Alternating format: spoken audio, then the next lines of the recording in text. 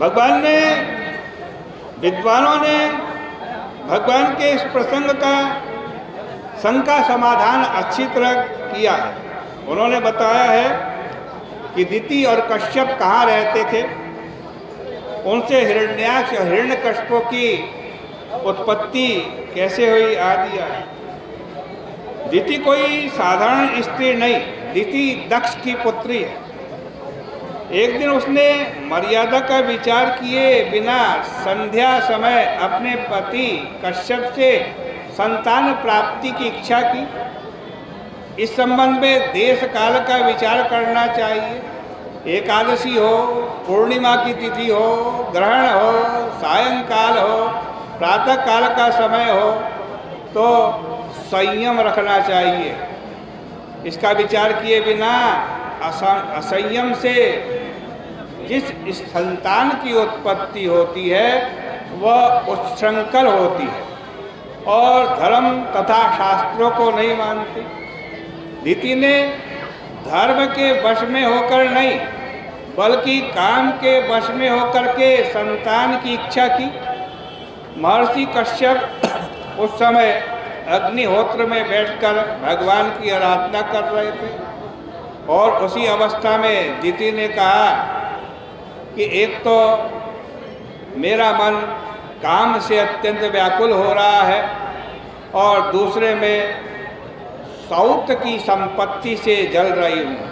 हे पति, आपके रहते हुए हमारी यह दुर्दशा नहीं होनी चाहिए। हमने स्वयं प्रेम से आपके साथ विवाह किया है। हमारे पिता ने हमारी इच्छा के अनुसार हम सभी बहनों से बहुत ही स्नेहपूर्वक पूछा था कि आप लोग किससे विवाह करना चाहती हैं। कम प्रणीता वरम वत्सा इत्यपृच्छत न पृथक। और जब हम 13 लड़कियों ने आपका नाम बता दिया तो उन्होंने आपके साथ हमारा विवाह कर दिया। इसलिए अब आपको हमारी इच्छा पूर्ण करनी चाहिए।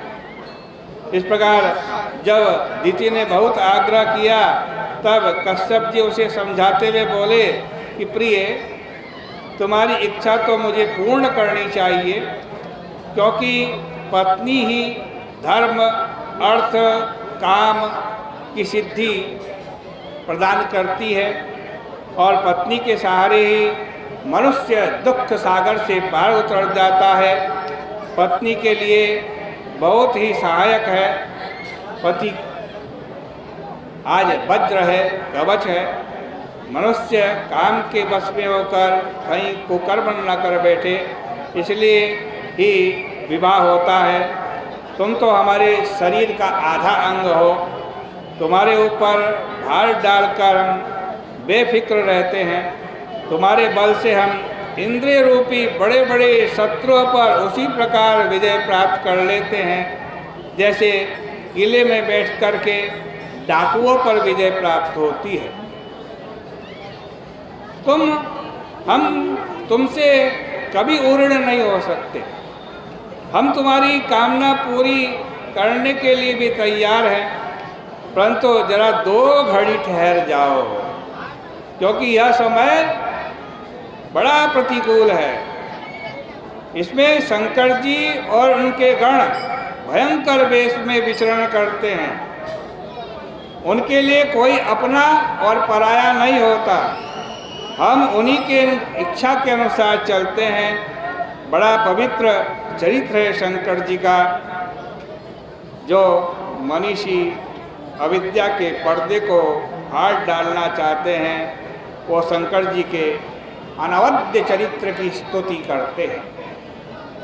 उनकी बराबरी कोई नहीं कर सकता।